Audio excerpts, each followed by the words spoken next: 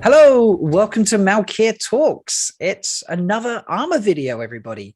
Apparently, everybody loves the previous video that I did with Peter, rightfully so, because it was amazing. Peter's skills are truly incredible, and I had a lot of fun doing that live session with Peter, and Peter also had a lot of fun because he wanted to come back, and that's what we're here to do today, folks. So we're just going to dive straight into it. We're going to look at what we've seen from the trailers.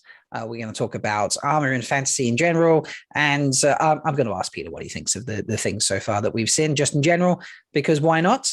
So I hope you're all enjoying yourself and ready to dive into all the nerdy stuff about armor. So just making sure everyone can hear me, and yeah, let's bring Peter in and let's have a bit of a chat. So how are you doing, Peter? Welcome to the show again. Hello, and welcome to my Smith again. Yes. So nice to see you again. It's great to see you too. I'm loving the outfit that you're wearing right now. Tell folks, what are you wearing? We have to talk about that first. Well, it's mid 15th century outfit. It's a bit cold today, so I was wondering, why not? Why not? It's not to warm up like this. It's brilliant. Yeah. Did you say it's about 6 degrees Celsius there for you? Yes. Yes. Yeah. I'm pretty sure, if I remember correctly, that's like somewhere in the late 30s in Fahrenheit, maybe 40s. It's quite cold for Peter. So he is very gratefully decided to stream from his Smith once again, rather than stay in his nice warm house. He's decided to, join us from his Smith, which I truly appreciate. And I love the armor you've got in the background there as well. This is my old friend. Gothic suit of armor, late 15th century. We will discussing it later. Indeed. So I know there has been so much dropped on social media from the Wheel of Time account and other places. There's adverts and all sorts out now. How much have you seen, Peter, and what is your favorite? I'm going to ask that. So I think I've seen all. Twitter of chaos, it's like machine gun. Made this and just not able to scroll all of the posts, but I think I covered all of them. And the first teaser trailer, I think, is still my most loved. It was basically the first view of our new world. Later versions are a good addition to this first. Yes, in the first proper trailer, which was released, I think, two weeks ago. Yes. About a week and a half ago now. Yes, about a week and a half ago. We've seen more. Something I like, something I not quite like, but we will discuss it later. Okay, no worries. Basically, I'm very, very excited. That's great. I'm very excited too. I'm sure everybody watching is very excited. We are today is the 6th of November. We are less than 2 weeks away, folks. This time in 2 weeks, you will have seen the first 3 episodes of the Wheel of Time. That is a glorious thing to say. I'm very excited about this. So I love in chat, by the way. So there's people are loving your outfit, Peter, by the way, in chat. The hat is everything. Matt Stagger, seriously, that hat is chef's kiss, sort of moments. But Shansony is hilarious. In chat, she said, she turned her, what's this? I have Crocs here. Crocs. The perfect modern addendum to that. That's great. Shansony says, is Rob talking to time travelers now? So a little bit. This is great. It's a 15th century outfit, Shansony. So it's brilliant. Yeah, it's amazing and exciting to be able to say that in 2 weeks, the Wheel of Time will be out, it'll be public, and it won't just be, little snippets or trailers or screenings or previews or things like that. Folks will have seen it, and we'll be able to talk about it and just geek out. So I'm very excited about that. And I'm glad you are too. I'm sure everyone else is. It's going to be amazing. But before we do that, we're going to talk about some armor. So Yes. Peter has been very kind and has put together an entire selection of just so much amazing information. So we're going to just sort of filter through his slides now and have a chat about them. So I'm going to bring them up, and we are starting with, you've got this one, armor and cinematography. Yes. And I so love. Basically, there is my plan for tonight's discussion. First, we will discuss the armor, what it means, and how it's being presented in cinematography. Because, in cinematography, it is almost always a bit different than in reality. And it's okay. It's totally okay.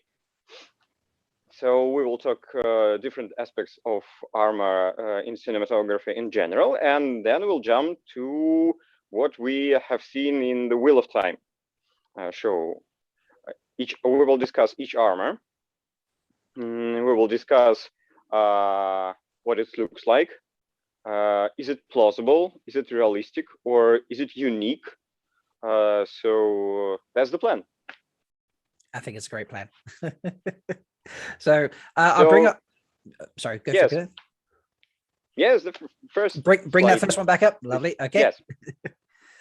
So I've made a little scale. On the left side, yes, we have realism and historical accuracy. So there are a few movies that try to reach very, very realistic approach, try to use very realistic approach of showing armor and weaponry in general.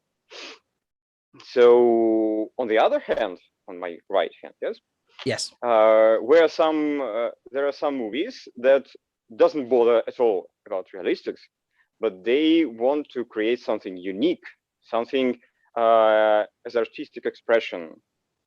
So neither of these extreme sides is good or bad. Realism is good in general, but some movies on the left can be a bit boring. realism in armor usually accompanied with some realism in all other aspects, and it became kind of for nerd stuff, not for general viewers.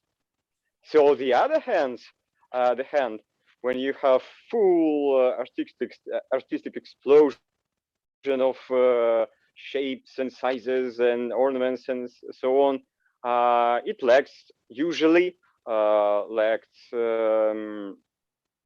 realistic approaches. So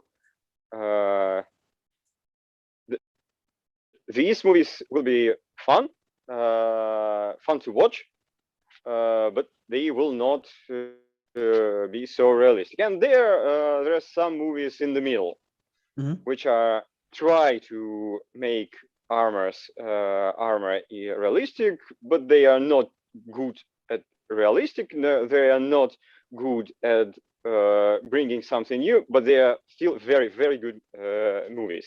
I love them. Yeah, The Knight's Tale is a great movie. It's not historical accurate. It's not bringing something new, but it's great. It's a great movie. Yeah, I agree. It is a great movie. So why do we need realistic armor?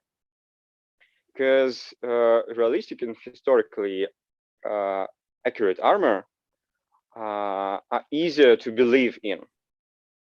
When you see realistic armor, for example, it is metal, it is a copy from a museum, it's always very easy to believe that it is real. So it helps us to dive in the story and to feel that this whole story is real. So The props is real, the surrounding is real, and the armor is real. On the other hand, when we're talking about fantasy, fantasy is all about something new. Mm-hmm. And in fantasy, we don't want to see the old armor of 15th, 14th century. We want something new. We Mm-hmm. want to examine new species, maybe, with their special armor that have been developed through ages in this culture. So we need something. The best way to perform fantasy armor, to keep some parts realistic and make something new using realistic approaches. So let's talk what realism in armor is. Can we see next? Yep, the next slide. 1 second. I'll make that bigger as well. I'm just tinkering with them as they go, folks, so we can see them, see everything. So this is the realism slide here. So this is realism. It's very hard to make realistic props for movies. So as far as I know, there are a few ways to make prop armor. You can either cast it in polyurethane foam, or you can make it from plastic that you can form with heat gun, like ABS or EVA foam or something like that. And then you need to paint it, of course. So some movies doesn't bother with metal parts at all. They just mold. They just mold armor with polyurethane and then paint them. So the example of poor painting we see in the picture in the low, I think, yes. Yeah. It is a screenshot from the Luc Besson's Joan of Arc movie. So it's a great movie. I love Mila Jovovich's performance there, but the painting is very poor. On the other hand, some movies make a composite decision. So, for example, in Knight's Tale, as far as I know, they've made 2 sets of each armor suit, one in polyurethane and one full metal. Wow. Yes.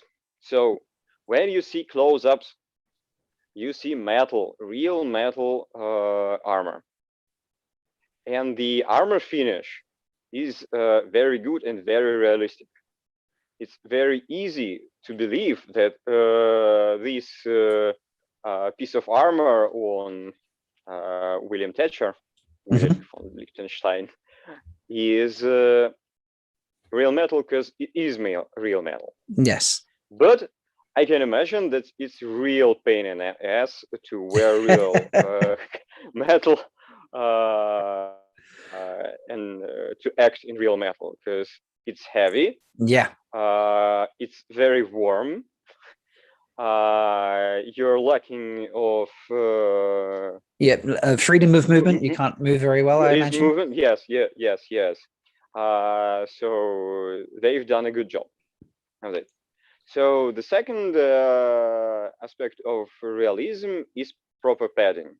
It's very, very important, and it's usually absent in movies.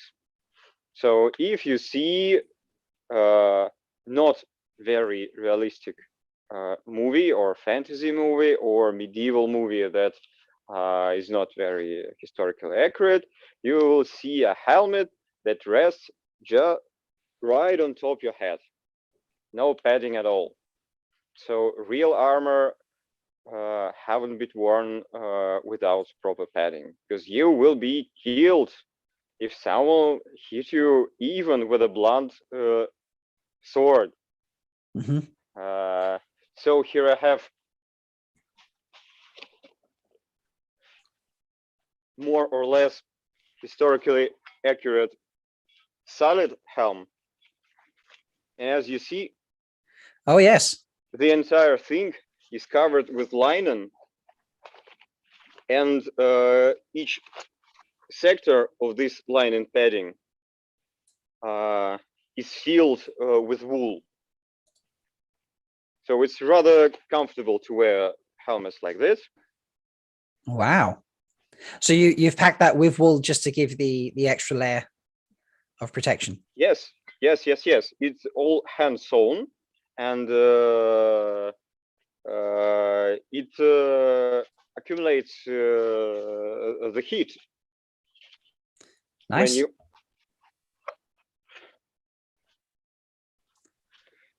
so that border, yes.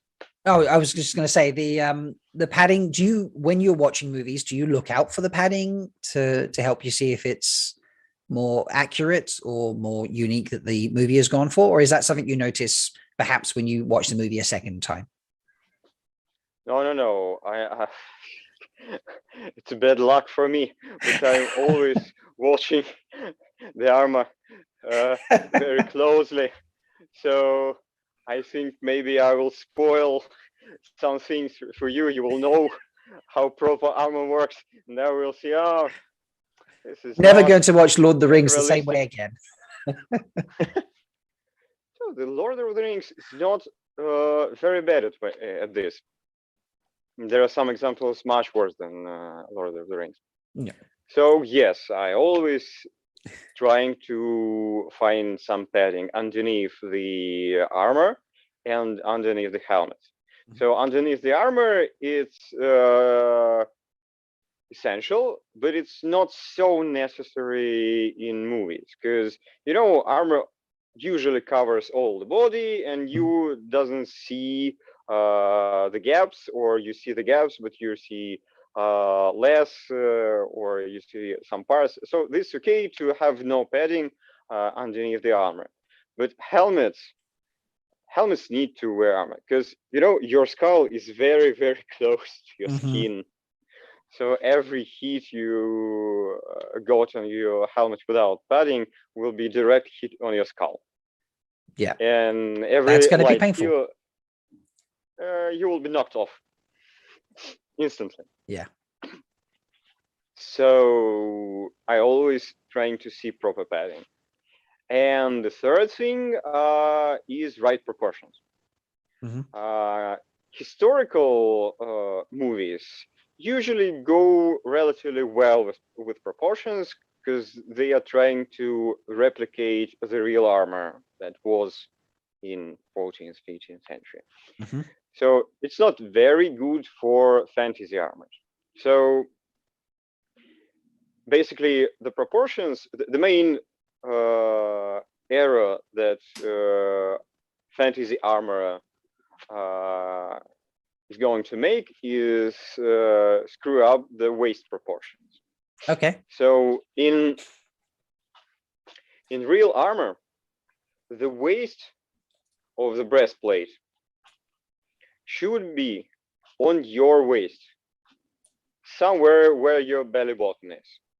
Okay. It is the only way you can bend yourself. Makes sense. And you can, it really helps to raise your legs to ride a horse. Yeah, if you couldn't bend, you wouldn't be able to climb into the stirrups and mount a horse. That makes a lot of. I had never considered that. That's such a simple thing. The breastplate, the real breastplate, is relatively short. So it's like, I don't know, maybe 40-something centimeters. And it ends right on your waist. Everything that is lower should be completely free to move. Wow. So you can bend, you can bow, you can bend, you can raise your legs. And on picture on the right, I think it's a screenshot from Chronicles of Riddick. Yes, that looks correct. Somewhere in the Google. So his waist is too low. it's a beautiful fantasy armor, but he will not able to bend. So if he suddenly accidentally dropped a coin, he will, He's not losing be that coin. able. Yes. Or he needs someone to pick it up for him. Is this why they have squires? Pick up that coin I just dropped. Yes. Oh, I'd such a simple thing, but I'm never going to watch a movie and not be able to see that. Like, where is the waist on the armor? That's too low. That's fake. So, yes, to achieve realism, we are watching for padding. We're watching for proper metal finish, and we are watching for proper proportions. I mean, not historical proportions, but proportions that will leave you with ability to move properly and to have full range of motion. Yeah. So let's talk about fantasy. Let me just bring that up full screen. There we go. So this in fantasy, we have a huge variety of different armor that is not realistic, but still we'll love it. And why do we love fantasy armor when it's not that realistic, or maybe it's completely not realistic? Because it's fun and it represents the culture that we love to explore. So the culture may be represented by overall form, like this elvish armor of the Lord of the Rings. It's completely beautiful, not realistic at all, but very beautiful and very elvish, and we like it for that. Fantasy armor can be decorated with ornaments that represent the culture of wearer. So on this dwarf armor from, I think, Hobbit movie, it's completely covered with dwarven ornaments, and it adds realism in the manner of Middle Earth realism. And we love some weird stuff. Okay, I love some weird I do enjoy you've put weird but memorable. I do enjoy that. It's a good way to describe it. Yes. So try to amaze me and I will love it. Some movies do simply like that. It's not very comfortable to use, it's not very elegant, but it's cool. So we love it. Agreed. Yeah, definitely. So for this fantasy armor, we're watching for unique form, shapes, and ornaments representing the culture, or something that we will remember that amazes us. So I think it's time to discuss what we yet have seen from the Amazon's Wheel of Time. I think that's great. We've debated what is, or you've told us what makes fantasy armor realistic or just really, really cool, even if it's unrealistic. Let's talk about what the Wheel of Time has made for us. I love the armor just in general that they've made. I think it's, I don't know. I'm happy with everything at this point, I suppose. But I'm very curious what you think. So I'll bring up the first slide, which covers the Shienarans. So tell us a bit about what you've seen here. Yes. So in two different trailers, we've seen bits from Shienaran armor. So I think in front and on the right, it is, I suppose it's Lord Agelmar. Yes. Because his armor is very ornate. It covers with ornaments, and the rest of the guys I think they are not dressed like him. Their armors looks to be simpler, as far as I can understand. Yeah, it does. I'm just I'm going to try and zoom in on that. So while you're talking there, Peter, I'll try to adjust the file so we can get a closer look.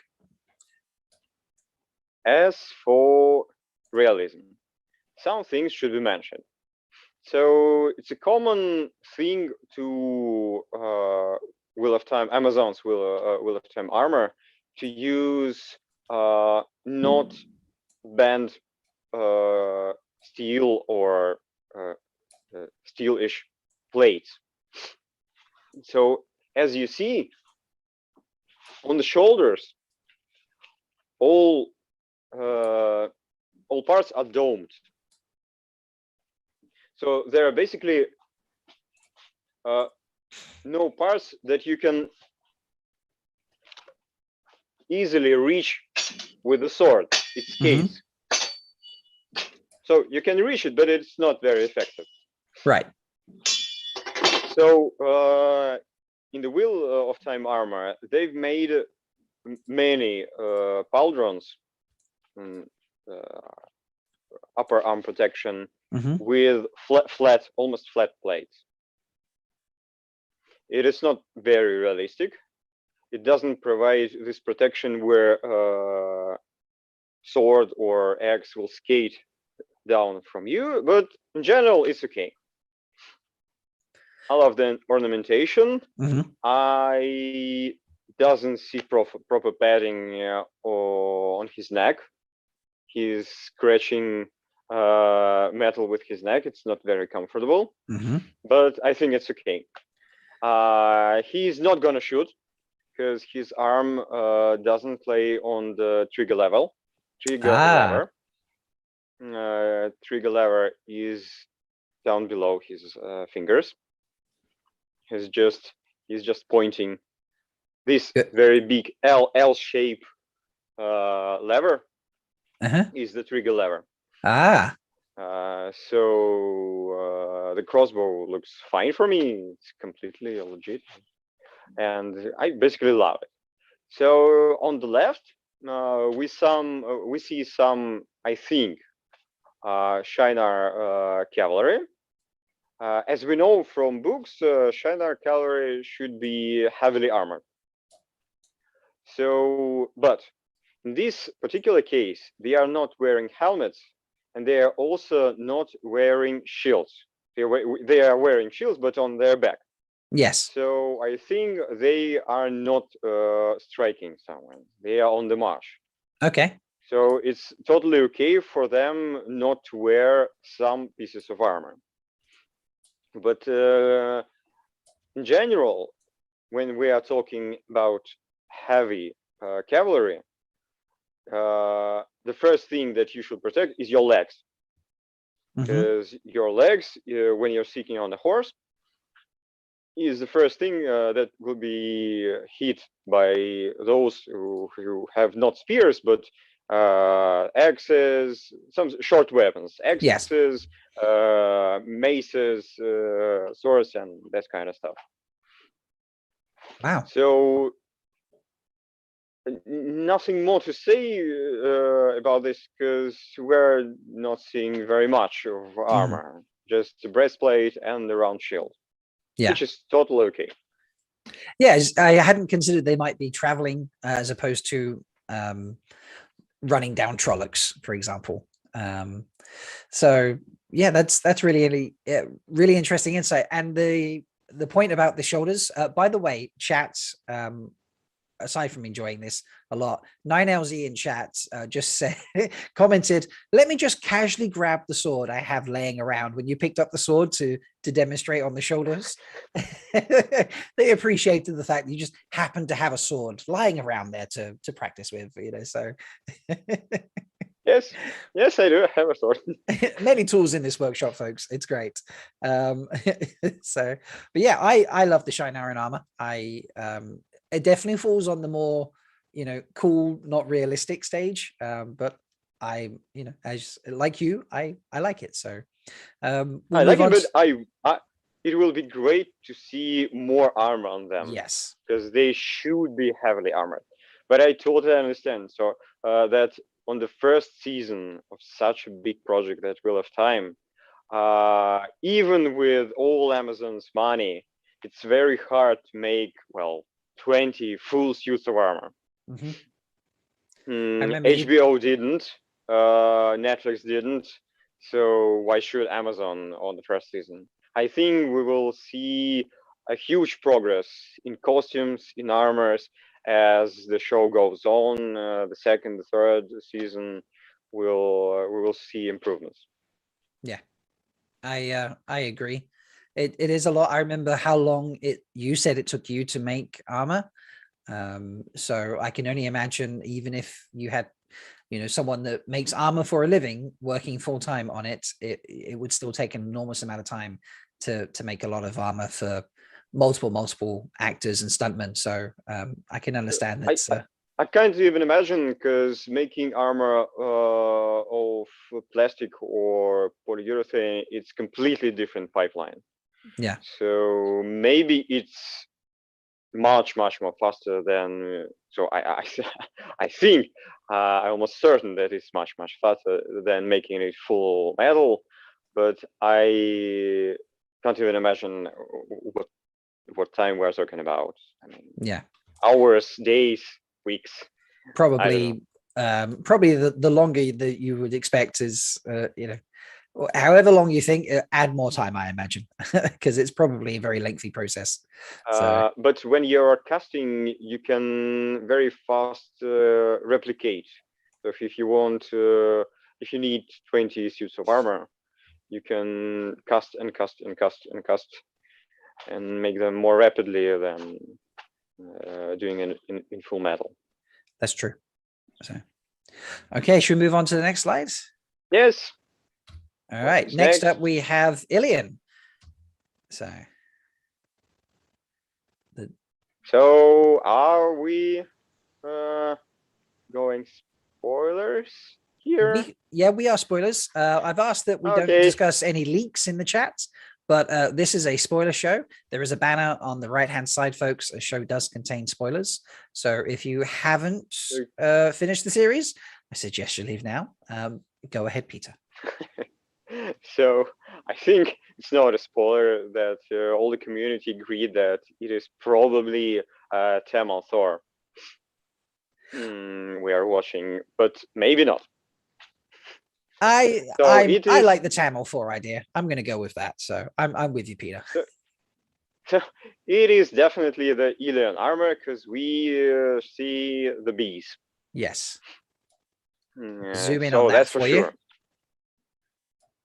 Yeah, that's for sure. So this is a good example of almost completely fantasy armor. Okay. With some historical basis. So let's talk about breastplate. So combining breastplates with some other types of protection was very common in 14th and 15th century. So can you make? I am 1 second.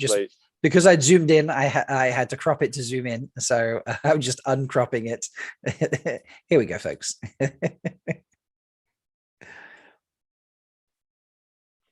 So on the bottom, we can see the very common thing in the 15th century, when lower part is polished metal breastplate, and the upper part is what's called Brigantine. So it is little pieces of steel riveted underneath leather or some fabric. So it was very common. The opposite way, when the upper side is a breastplate polished in polished metal, and the lower plate is something different, is very rare. In fact, I was able to find only one painting. It is Saint Victor, I think.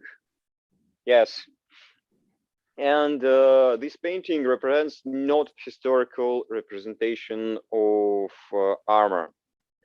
It is the viewing of the artist of how ancient Greek armor should be presented in a modern, 15th century modern way.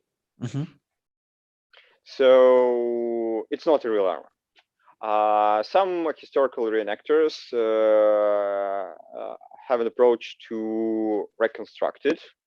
So we can see it on the right bottom thing, bottom corner. So it's a modern reconstruction of this armor, but it's not a historically accurate. And I think it's not very pleasant to use, because there's more. There are many problems of intercepting the upper and lower half of the body. So if we zoom in the Ilian's armor, we see that the lower part consists of strips of some kind. So I think they are leather. Okay. But they no, the Ilian armor. Sorry. The Will of Time. 1 second. Give me a moment, folks. All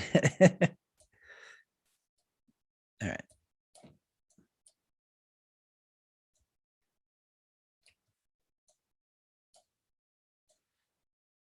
There we go. Yes. So underneath the upper breastplate, we have some kind of leather strips with buckles on his stomach. So this is very interesting thing. The most iconic piece of armor that have such structure is an Roman Lorica segmentata armor that was used in first years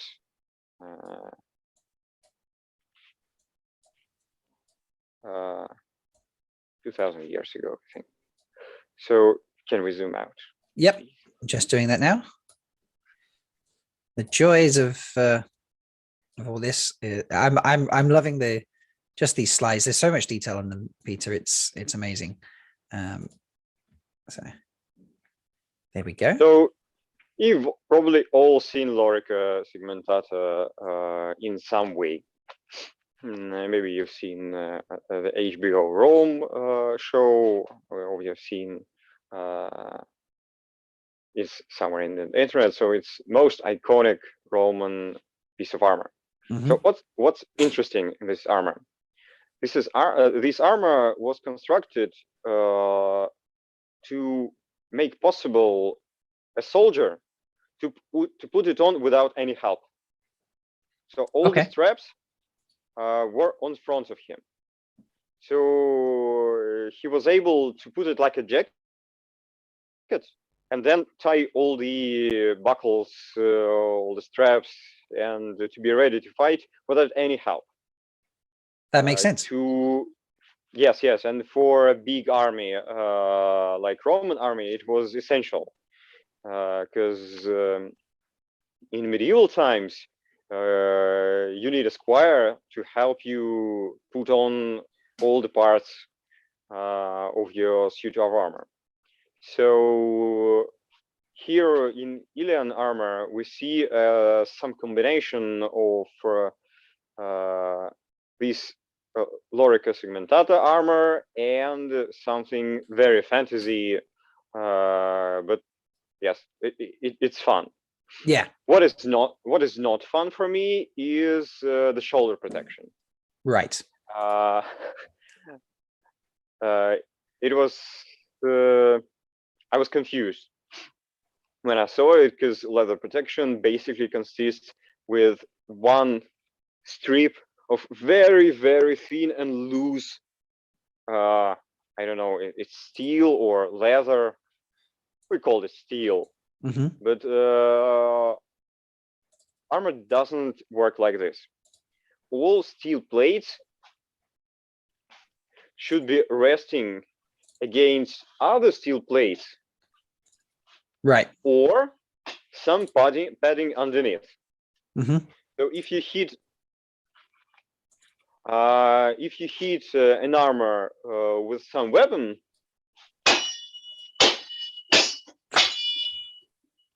it shouldn't wobble. right. It shouldn't go out. So every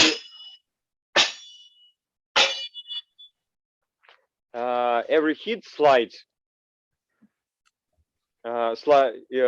down, and there is no play. There should be no play in armor plates.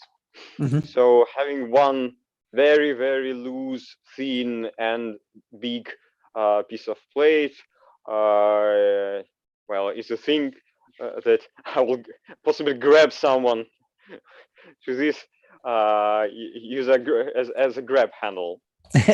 True, yes, I hadn't considered that.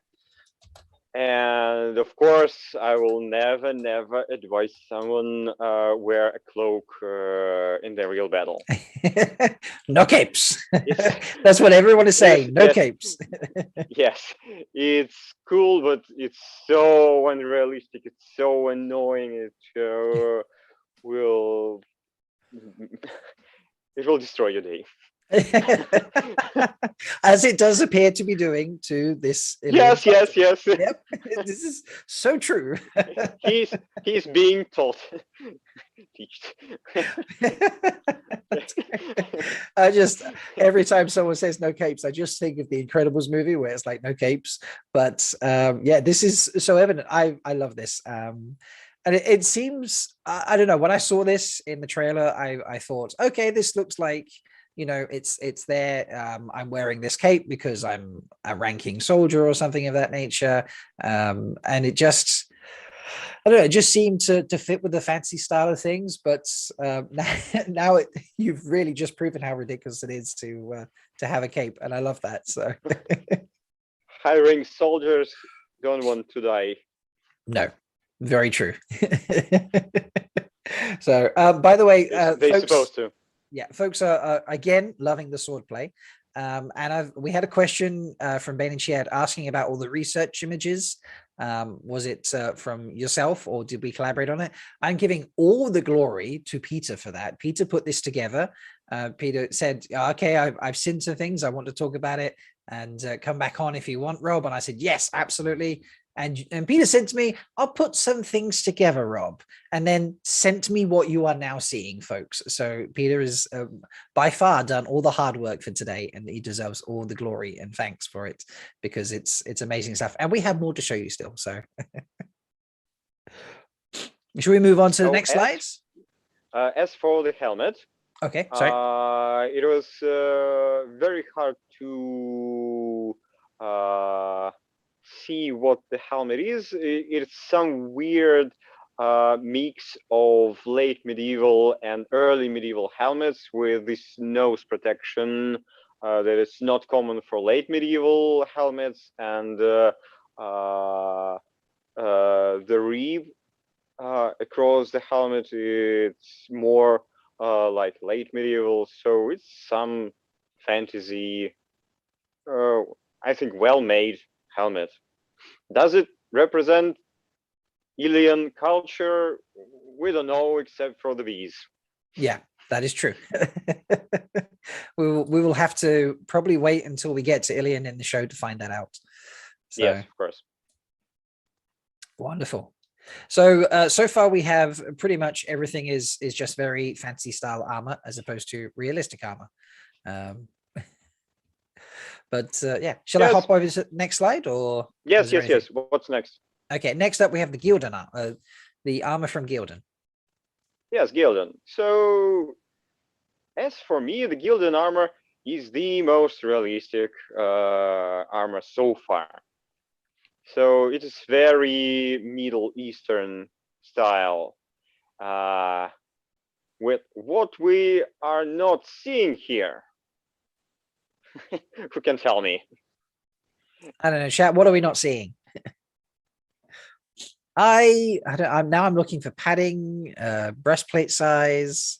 It's just chainmail though, isn't it? The pointed cap and chainmail We seems to see be complete lack of padding, and this this one bothers me a lot, because I like those guys, but they will probably be dead after first light hit. So other aspects are very good. So Gilded Armor, Gildan, I think it's the king of the Gildan. right. On the upper image, he has a great helmet, very good decoration on them, chainmail. Notice that this chainmail is 90%, I think that it is aluminum. Nice. I know that. Because it has a gray patina on it, so real steel doesn't rust in such way. No, that's okay for a movie to have aluminum chainmail. I'm totally okay. They're allowed to get away with it. It's okay. Yes, of course. So the breastplates are very Middle Eastern. Iran and India use this breastplates like this. It's basically the rectangular plate of armor. It could be highly decorated, or it could be a simple rectangular plate. I'm not very good at Middle Eastern armor, so I can't comment much, but I like Gilded Armor so far. It's the most realistic armor we've seen. They just need to add padding. Add some padding and Peter will be happy. Yes. Is that yes, it? please. Okay. Wraith, go back and add some padding. Or put padding in for season 2, maybe. We'll do that. I mean, it's interesting what weapon props do they use. Doesn't the bother to accidentally hit someone with even prop sword, and that will hurt? I'm sure. As much as real hit. Yes, so yeah, definitely they've got to be wearing some form of protection. So just make it padding. But yeah, this armor, when I saw this in the trailer, it's not, because it's not like crazy designs or anything like that, it felt very what's the word I'm going for here? It felt like it was workable. You'd wear it and it would be very functional, is the word I'm going for there, as opposed to very fanciful. Very practical armor. It's a type of armor that you can wear not only in battle but in watch, because it's rather comfortable to wear armor. It doesn't provide very good level of protection, especially against blunt attacks with maces and axes. It's very good against hits of light swords and sabers and so on. Not very good on keeping you alive against thrusts. But, right. You know, you should be quick. That's true. Yeah, this can't be as heavy as full armor, so you would, in theory, be more nimble, I suppose. Yes, of course. Nice. Are you hoping to, with this armor, are you hoping to see more armor that falls into the realistic category, or more armor that falls into the fantasy style armor? Like, so far, you seem to have liked everything so far, generally, apart from, there's no padding or this is unrealistic, but you still like it. If they create more armor, as we hope they will, which way do you hope they go? So as I've said before, realism in armor helps me to dive in story, because I believe in this. But they should keep a balance between realism and uniqueness. So please don't copy. Make something yourself, but with padding, please. That's it. If there's any takeaway from today's show, it's just use padding. There we go. Is there anything else about the armor from Gildon you wanted to add? No. Gildon is okay. Okay, lovely. We'll head over to the next slide. We have the armor of the White Cloaks from Armadicia. And you've got a lot of arrows on this picture, so I feel like you have a lot to say about it. Yes. It's the most, I think, debatable piece of armor that we've seen so far. So let's talk about picture. So we see 3 types of surface finish. We see golden armor, we see white, and we see silver. Well, basically metal, polished metal surface on the background. So I suppose they are somehow connected with white cloak ranks. Right. And the golden is maybe for captain, the silver is for lieutenant, so forth. So then some weird stuff is going on. So what I like in White Cloak's outfit, I like sabers. Okay. Because they were sabers, and sabers is very rarely used in fantasy armor, but they are so cool. They should be used more often. But then some weird stuff is going on. So his left arm is protected, and he has a one-handed weapon, a saber. So when you do fighting with your right hand, all of your left side is pointed away from your enemy. So there is no need to have an armored left side of your body. Yeah. Unless you're waiting a strike to your back. Maybe that's the case for some of the White Cloaks. So it will be more logically to have some protection on his right arm, but not that bulky, because saber is a light weapon. It's a very quick weapon. You don't need to have a very bulky armor on your hand. So as for arrows, from down to up, the first arrow is pointing to his lower arm, and as you see, if we can zoom in. Yep, I'm just going to get closer to that for you.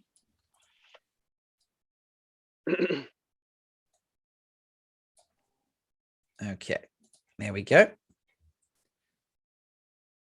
So his armor is too low. He's blocking his wrist.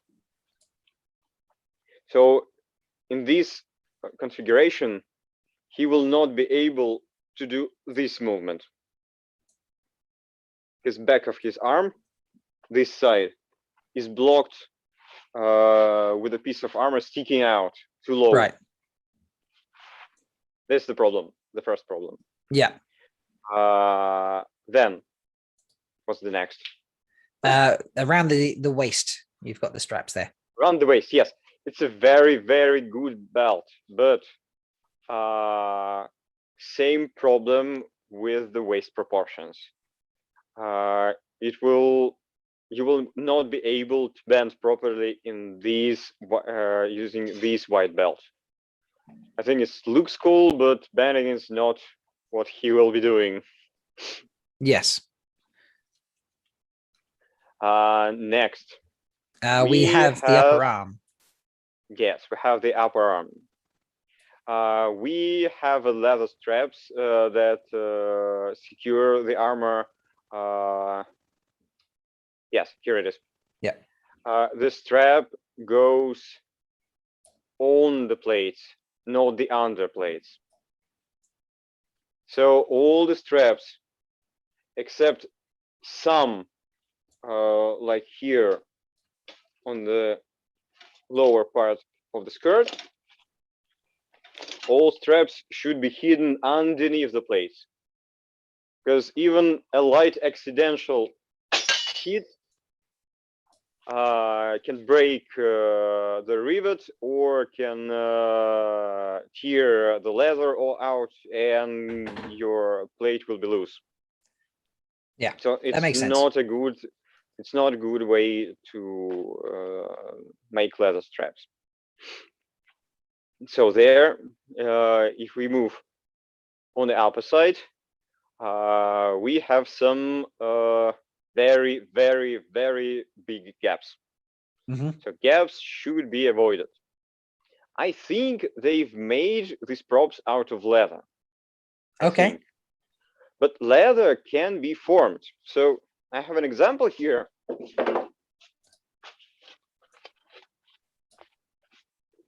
This is one of my old helmets. It's a completely fantasy one. But the entire mask is made of one-piece leather. Oh, wow. That's amazing. The leather was boiled in simple water, and then it was stretched onto a form, and I let it dry. And that's basically it. Leather is a great material to use. You can even sculpt with leather. Oh, wow. I did not know that. So if you are making leather armor, which is not historically accurate, by the way, leather armor haven't been used except very few scenarios. So you can form it, you can dome it very easily. So if you need to make a leather armor, which is totally okay, just make it dome to avoid the gaps. Yes. As I said, gaps are the gates to your soft body. I love how you just keep attacking that piece of armor behind you. It's great. He was born. He was born for you to attack. Suffer. Born to suffer. Yeah. That's great. So yeah, there is a massive gap in this shoulder piece, isn't there? So it's and great. We have some plate with a sunburst.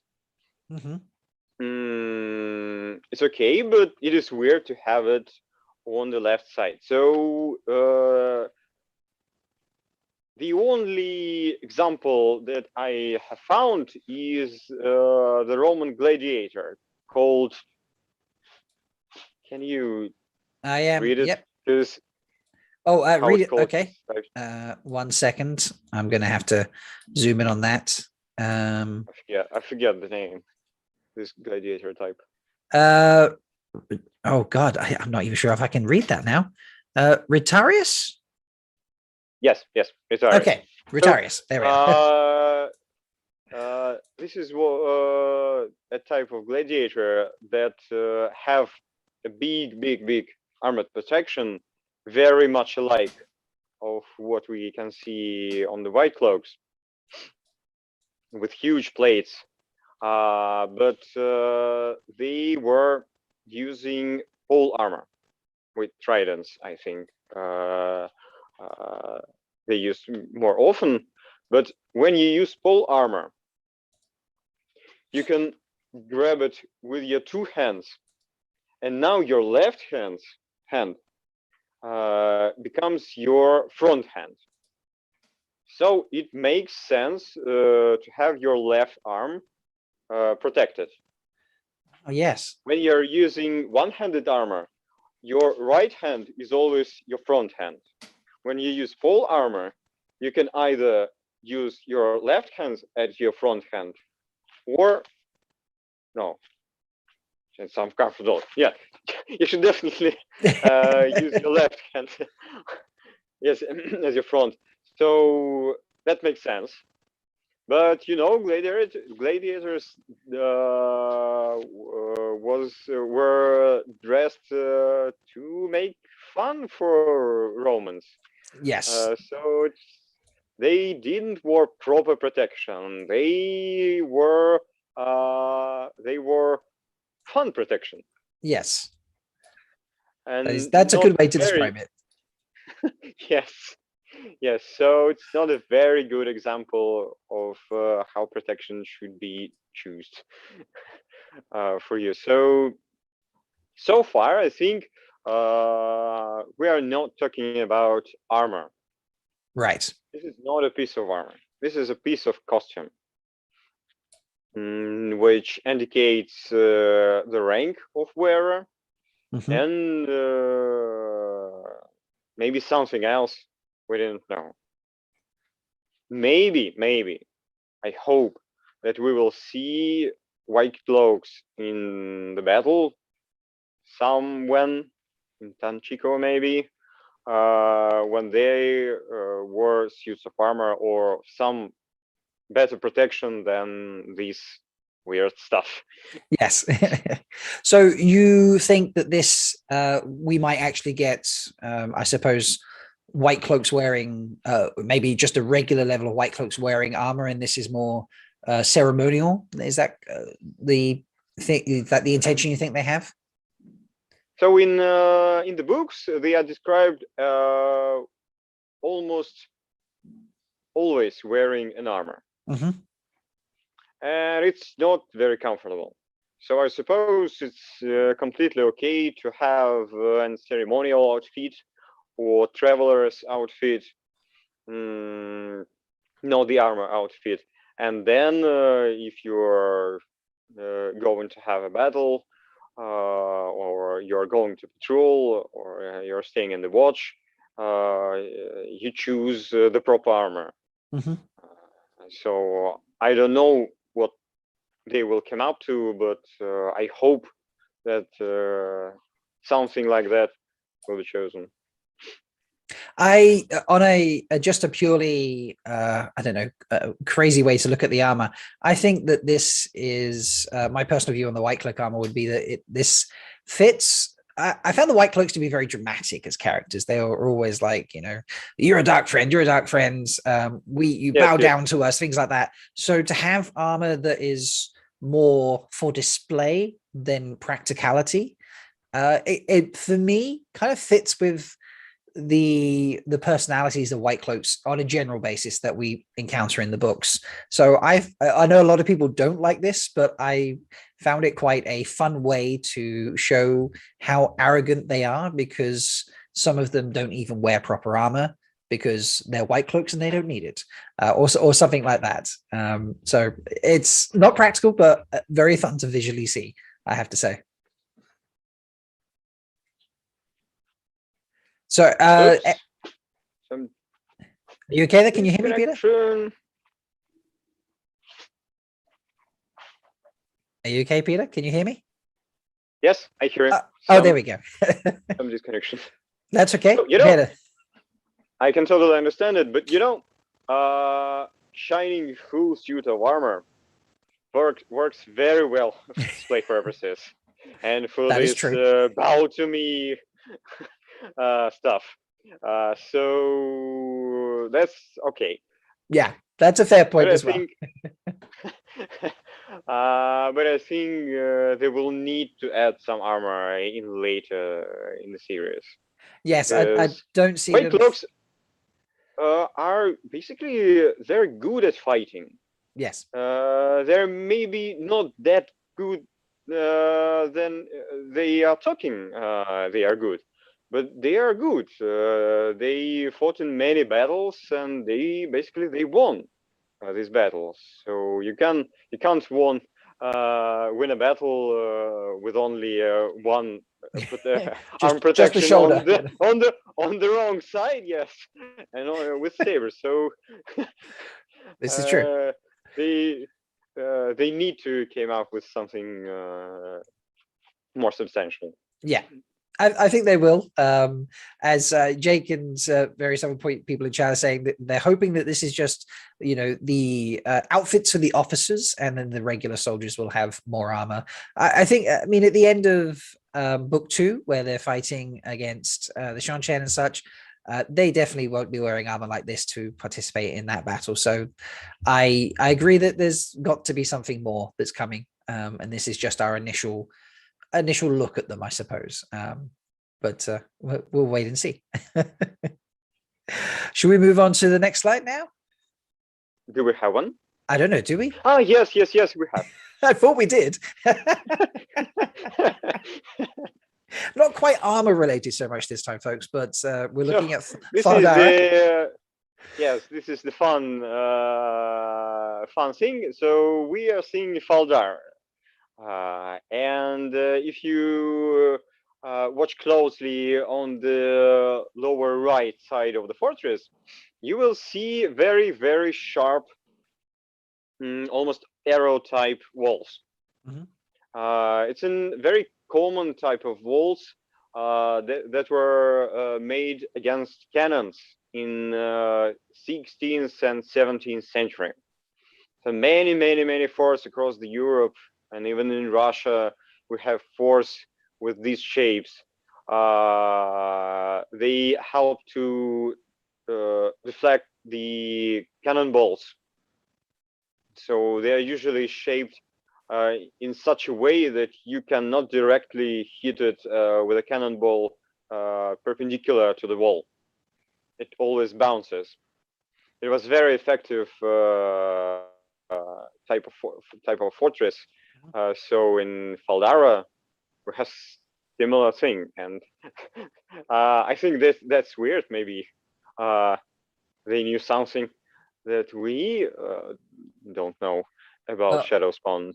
Yes, this is true. Perhaps this was designed with dragons in mind, as in the cannons. It's not even pointing to the Tywin's Gap, to the Blight. It's pointing backwards. But I think it's okay, but we doesn't see it on the left. That is true, we don't. It is only on the right. Yes, and the old reason that forts were built, that they were surrounded with these kind of spikes that were pointing everywhere. So you cannot surround the fortress and find a weak hole with your cannons. So having only one spike or only one, this spiked wall is kind of weird to me, but it's totally okay. I just found it. Yeah, I suppose when I looked at this, the main entranceway obviously is on the side away from Tywin's Gap. So I thought perhaps that they built that on that side. So if they surrounded the city, it was just as tough to get in from the back of the city as it was to get in from the front, I suppose, is the only way I could look at that. But it's a great fortress. It's very exciting. I think there is a simple way to describe it, that it was shot in a real fortress. Yes. So I suppose the lower part is a part of a real fortress, and the upper part is CGI. That is correct. So the vast majority of fortresses in Italy, in Spain, even in France, are these star-shaped fortresses made in 16th, 17th century. They were very popular. So I think they scouted this castle and thought that that will be great, and so they used the proper fortress at the lower half of the Faldare, and just make Add it on top. the upper part. Yes, and some on top. Yeah. This is I'm excited to see more Borderlands after this one. But I love, as you've said, that this is based in real fortresses. That's a great realistic touch, even if after that it gets a little more surreal than realistic. I'm still enjoying that. People are enjoying it too in chat as well. Everyone's raving about this fortress. Amanda's saying it's amazing. It's just, yeah, people are really enjoying it. So you know, there is a moment when it helps real armor. I mean, proper armor, proper fortresses, proper costumes, adds realism not only visually, but I think they make actors to dive in this world and to be more realistic in their acting.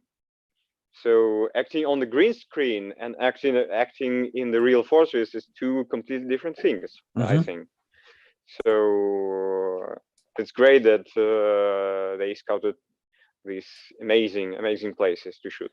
Yeah, I agree. It makes a big difference to the just the overall the overall piece. It's really amazing to see. So cool. Is there anything else you want to add to the fortress, or shall we? No, it was a little fun notice. Yeah, I enjoyed that. Thank you. Peter, this has been really amazing. So we haven't seen every country, obviously. We've only seen a few groups. Is there one that you're really excited to see the armor for?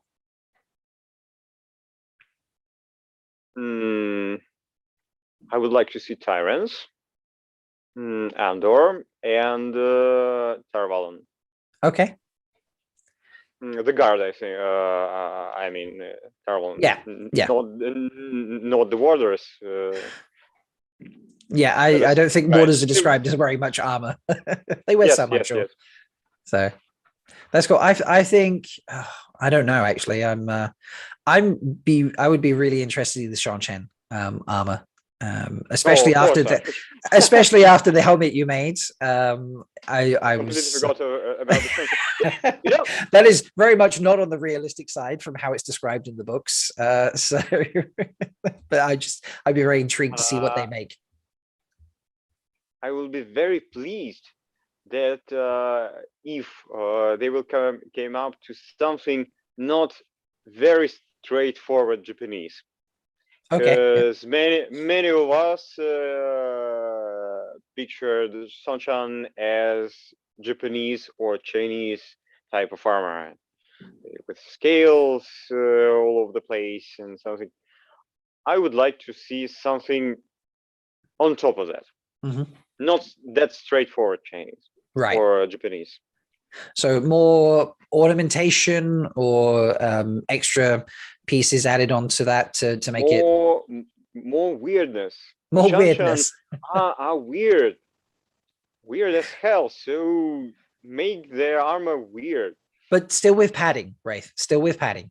I love that weird Shanshan armor. That's got to be on everyone's want to see list, surely. So Dane Luhu wants to see the Shanshan armor in chats. And Amanda's saying that the Shanshan helmets freak her out. So Amanda, if you haven't seen the first live stream Peter and I did a short while ago, go back and check that out, because Peter has made his own set of helms. He's got, is it 6 you've got, Peter? Yes, so far. Yep, and 2 of them are Shanshan helmets, and they're amazing. They're really, really good. So go back and check that out, because yeah, it was just hearing you talk about how you made them was amazing, but just visually they're incredible as well. So yeah, I'm looking forward to that. Yeah, that's wonderful. Peter, thank you so much for joining me again today. Thank you. I've enjoyed hearing you talk about not just the armor we've seen, but what makes armor realistic or unrealistic, and where things sit in, and using real examples. Chat has said multiple times that they love your insights and love listening to you. So I hope you've enjoyed it as well. Yes, of course I've enjoyed. Good. That's what I like to hear. And we'll have to carry on these as we see more and more armor. We'll have to keep talking about it, because I really enjoy we shall revisit it after the show airs, and maybe do something interesting with that. Yes, I agree. So, and thank you for, I want to say thanks to your assistant in the background there that you keep stabbing. People have enjoyed that. It's great. Are you working in anything special in your forge at the moment?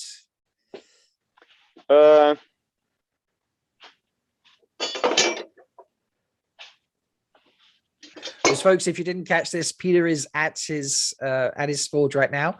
He's gone especially to record there. So what is this you're working on here? or do you not want to share just yet because you want to no, it will be a helmet. Okay. Is it a helmet from somewhere in particular, or just any helmet? Some Wheel of Time helmet. A Wheel of Time helmet. Okay. Or is this the helmet we might have suggested you make on the last live stream?